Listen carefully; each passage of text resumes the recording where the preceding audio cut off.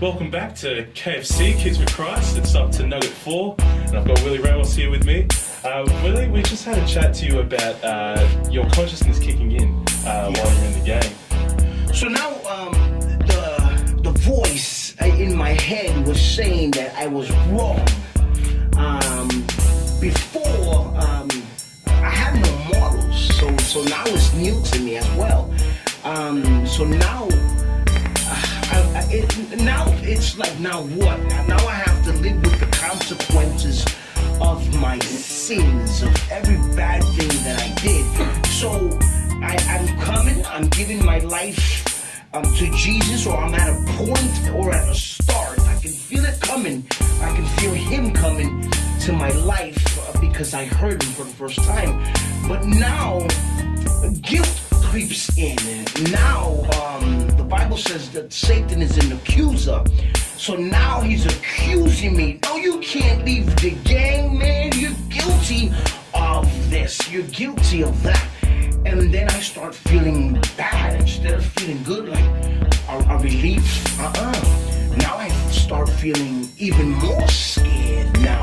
Now, what are they gonna think? I just walked out of a gang violation, you know? Now what? So I'm thinking to myself at night, I made a little kid bleed and I split his head. I stabbed 2 people. This guy, we beat him up and left shoe prints on his face. And, I don't want to live with that. I got kicked out of my jobs for fighting. Got kicked out of my house for fighting.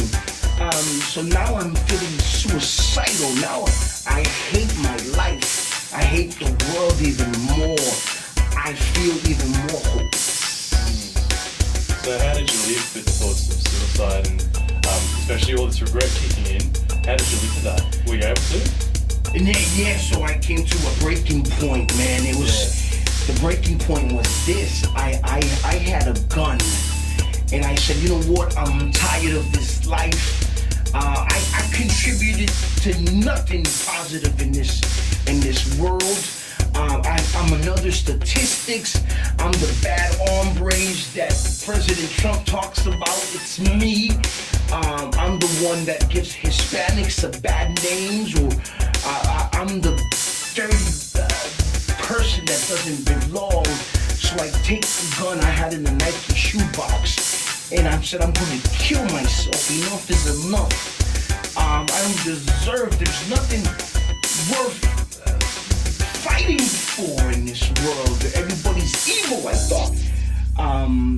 Because I thought everybody was like me. I was judging everybody for what I did. So I took the gun in from the Nike shoebox, and then I went across the street from my house. Now, across the street from my house, there's this big church with a big cross on it. It was like at 3 in the morning. And I take the gun and I'm looking at the cross, man. And I say to the cross, it's like Jesus is there. And I'm saying to the cross, hey, I'm gonna give you 10 seconds, God. If you really exist, Mommy told me that you love me. My mom told me there's hope for me. So I need to know if that's true. You need to give me a sign. So I look at the cross and I say, one of these street lights need to turn off.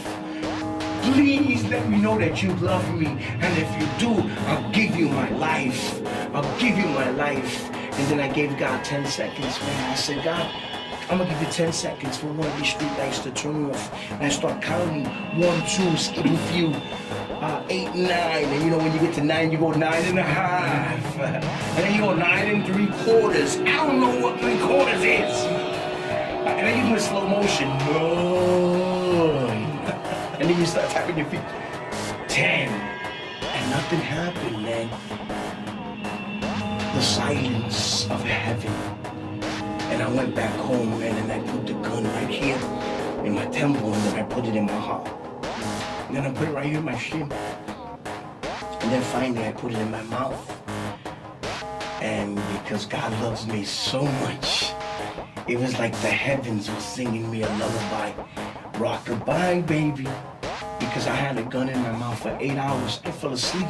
I was so exhausted from crying that I fell asleep with the gun in my mouth. And the gun never went bang. I've been to a place where my homeboy has a gun and he puts it on the table and nobody pulls the trigger and it goes off by itself. But I had a gun in my mouth for 8 hours and it never went bang. And then the next morning somebody knocks on my door and it's an elderly lady. And then I take the gun because I hear the knock and I'm looking at the barrels and then I hide the gun behind my head because I hear my mom coming. And my mom starts coming and walking to the door, and it was an elderly lady. She was my guardian angel. For real, God exists, man. God loves me this much that he sent me an angel. It was an old lady, and she said to my mom, "Do you have a son with you?" And then my mom said, yeah, I have 2 sons. One's in Georgia, one's here. And then the lady said, "The one here, give him this." And then my mom, I pretend I'm sleeping, so my mom wakes me up. And it was my guardian angel. At first I got mad because I always thought my guardian angel looked like Vin Diesel. But she looked like the old lady from Titanic. I wanted to throw it at her. But the medallion was a picture of Jesus with his arms held open wide, saying, "Prodigal son, come home. I never left you, you left me." And that day I got on my knees and I said, "Jesus, I don't want to die no more." And he whispered in my ear, "You don't have to. I already died for you." Alright, stay tuned for the last nugget.